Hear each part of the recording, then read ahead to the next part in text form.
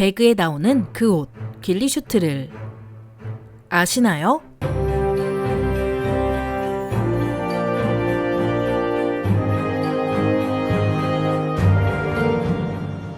안녕하세요. 지식 스토리입니다. 오늘은 전세계 저격수들의 필수템이자 게임을 통해서 누구나 한 번쯤 들어본 요상한 옷, 길리슈트에 대해서 알아볼 텐데요. 길리라는 말은 원래 먼 옛날 스코틀랜드 사람들이 신화에 나오는 자연의 정령을 부르는 말이었다고 합니다. 그러다가 16세기 이후로는 스코틀랜드 귀족들 밑에서 각종 야외 스포츠를 도와주는 사냥 관리인들의 명칭이 되었죠. 당시 이들은 사냥을 더 잘하기 위해서 풀과 나뭇가지를 엮어 만든 위장복을 입곤 했는데요. 그 직업 이름을 따와 이들이 만든 위장복에도 길리슈트라는 이름이 붙여졌습니다. 이처럼 거친 사냥꾼들 사이에서 최초로 만들어진 길리슈트는 곧 스코틀랜드 전체로 퍼져나갔죠. 그러다가 시간이 한참 지난 20세기 이후로는 영국군과 함께 점차 전 세계로 뻗어나갔는데요. 1900년 2차 보어전쟁 당시 영국군 지휘관 사이먼 프레이저가 스코틀랜드 출신 명사수들을 모아 로바트라는 정찰부대를 창설한 것이 그 시작이었습니다. 집안 대대로 길리슈트 제조 장인이었던 이들은 보어전쟁이 터진 아프리카 남쪽 땅끝에서도 어떻게든 현지의 자연환경을 분석해 자신들을 보호해줄 수 있는 길리슈트를 만들어낸 뒤 엄청난 저격 실력을 뽐내곤 했죠. 이러한 모습을 지켜본 영국군 지휘관들은 난생 처음 보는 광경에 큰 감명을 받고 저격수를 지켜주는 마법의 옷, 바로 길리슈트의 효과를 인정하기 시작했는데요. 얼마 뒤 1차 세계대전이 발발하자 스코틀랜드 출신의 저격수들을 다시 소집해 영국군 최초의 저격 전문부대에 통합하는 한편 이들 중 일부를 저격수 양성 교관으로 임명하여 영국군 전체에 길리슈트가 널리 보급되도록 했죠. 그리고 시간이 흘러 2차 세계대전부터는 거의 모든 영국군 저격수들이 스코틀랜드식 길리슈트를 사용하게 되었습니다. 한편 이에 맞선 독일군 또한 질 수 없다는 듯이 저격수들에게 독일식 길리슈트를 보급하며 길리슈트는 그 명성을 쌓아갔죠. 이처럼 2차 세계대전 당시 영국군과 독일군이 주축이 되어 다른 수많은 나라들까지도 열심히 길리슈트를 만들고 보급하던 와중에 정작 그 중에서 가장 압도적인 물량을 자랑하던 미군은 길리슈트에 별 관심이 없었는데요. 여기엔 다소 황당한 이유가 있습니다. 그 당시 미군의 높으신 분들은 전투 중 멀리서 적군의 주요 임무를 저격한다는 행위가 별로 신사답지 않다고 생각했기 때문입니다. 참고로 미국 독립전쟁 당시 300m 거리에서 적 장군을 저격하는 데 성공했던 티모시 머피조차 비신사적인 행위를 보였다며 대차게 욕을 먹었으니 옛날 사람들의 인식이 수백 년간 쉽게 변하지 않은 것이죠. 그래서 미국이 산업혁명과 더불어 각종 차세대 보병용 소화기들을 꾸준히 개발하던 와중에도 전문적인 저격수 양성이나 저격용품 발전에는 상당히 소홀했던 것입니다. 이처럼 알 수 없는 자기들만의 신사도를 바탕으로 저격이라는 것에 대해 심각하게 안일했던 미국인들의 태도는 무려 2차 세계대전이 끝날 때까지 계속되다가 20여 년 뒤 베트남전이 터지고 나서야 크게 바뀌었는데요. 정글 속 게릴라전을 중심으로 진행된 이 전쟁의 흐름상 대규모 해상전이나 공중전이 거의 다 사라진 대신 지상에 발을 딛고 있던 육군과 해병대 보병부대의 역할이 엄청나게 중요해졌던 점이 주된 원인이었죠. 게다가 얼마 지나지 않아 적 한 명을 사살하는데 15,000발이나 되는 탄약이 들어갔다는 굴욕적인 통계가 밝혀지자 미군이 더 이상 원샷 원킬의 저격 전술을 무시할 수는 없었습니다. 결국 1960년대 중반 이후로 미 육군과 해병대에서는 수많은 전문 저격수 양성 프로그램이 생겨났는데요. 그와 함께 길리슈트의 보급률도 자연스럽게 늘어났죠. 세월이 흘러 베트남전이 장기화됨에 따라 이러한 프로그램들도 서서히 효과를 드러내기 시작했습니다. 그중 가장 대표적인 사례는 미 해병대의 전설적인 저격수 카를로스 헤스콕이 4일 동안 적진 한복판에서 홀로 1400m를 포복으로만 이동하여 끝내 북베트남군 장군을 저격하는 데 성공했던 기록이죠. 아주 어릴 때부터 사냥을 하며 자란 덕분에 자연스럽게 저격수로 성장한 헤스콕은 남들이 자살행위라고 부르며 기피하던 이 작전에 홀로 자원했을 정도로 자신감이 넘치는 군인이었는데요. 뿐만 아니라 저격수의 가장 중요한 자질인 부처급 인내심까지 가졌던 까닭에 4일 동안 단 한순간도 길리슈트를 벗지 않았고 그 결과 적 장군을 사살하고 안전하게 돌아올 때까지 적진 한복판에서 이리저리 돌아다닐 수 있었다고 합니다. 시간이 흘러 이러한 헤스콕의 일화가 알려지자 미군은 곧 길리슈트와의 사랑에 빠진 것을 넘어 아예 신봉하기 시작했는데요. 일단 헤스콕의 길리슈트 활용법을 하나부터 10까지 정리해서 미군 저격수 전술교리의 기초로 삼았고 나아가 차세대 길리슈트 개발에도 더 진심을 담았죠. 전쟁 초창기에 제작된 길리슈트는 부대 포장에 사용되는 거친 천으로 대충 만들어졌고 저격수의 머리는 물론 얼굴까지 노출되는 치명적인 상대적인 단점이 있었지만 헤스콕의 작전 성공이 알려진 이후로는 그 소재와 디자인, 위장 수준이 완전히 바뀌었으니 말입니다. 게다가 헤스콕은 길리슈트의 대중적인 인지도를 엄청나게 높여준 인물이기도 한데요. 헤스콕의 전설적인 일화는 전쟁 이후 스나이퍼 같은 할리우드 영화나 콜 오브 듀티 같은 FPS 게임 등 밀리터리 관련 매체에 커다란 영향을 주었기 때문이죠. 그 결과 현재는 미 전역의 유명 장난감 매장에서 아동용 길리슈트까지 불티나게 팔리는 상황입니다. 특히 스포츠 사냥이 인기 있는 미국의 경우 민간 분야에서의 길리슈트 사용이 점점 많아지는 추세인데요. 굳이 비싼 돈 주고 길리슈트 완성품을 사느니 밀덕부심이 넘치는 사람들이 직접 길리슈트를 만들어 입는 경우도 흔합니다. 이게 가능한 이유는 의외로 길리슈트의 제작법이 그리 어렵지 않기 때문이죠. 애초에 동네 사냥꾼들이 주변 자연 환경을 보고 쉽게 만들었던 것이 바로 길리슈트의 시초였으니 말입니다. 그래서 길리슈트는 군복, 그물과 천, 그리고 간단한 수공예 도구 정도만 있으면 누구나 쉽게 만들 수 있는데요. 사실 구체적인 제작법이랄 것도 딱히 없습니다. 먼저 군복에서 가슴주머니나 이름표, 벨크로 등 울퉁불퉁한 부분들을 칼로 도려내준 다음 바느질을 통해 그 위를 다른 천으로 덮으면 되죠. 그 다음에는 작전 환경에 맞게 군복에 페인트 칠을 해주고 그물망을 얹어주면 거의 다 끝입니다. 마무리 작업으로 그물 위에 천조각이나 낙엽, 루프줄 등 자연환경과 비슷해 보이는 색상의 용품을 몇 개 매달아주면 완전한 길리슈트가 되죠. 다만 여기서 주의할 점은 이 용품들을 아무 부위에나 붙이면 안 되고 양쪽 목덜미와 허리, 그리고 사타구니 부분에 매달아야 하는 것인데요. 이 신체 부위들은 사람의 실루엣을 형성하는데 가장 중요한 부위이기 때문에 잘만 가려주면 적의 눈에 띄어도 적이 사람인지조차 모른다고 합니다. 그런데 이렇게 열심히 길리슈트를 만들어도 착용감이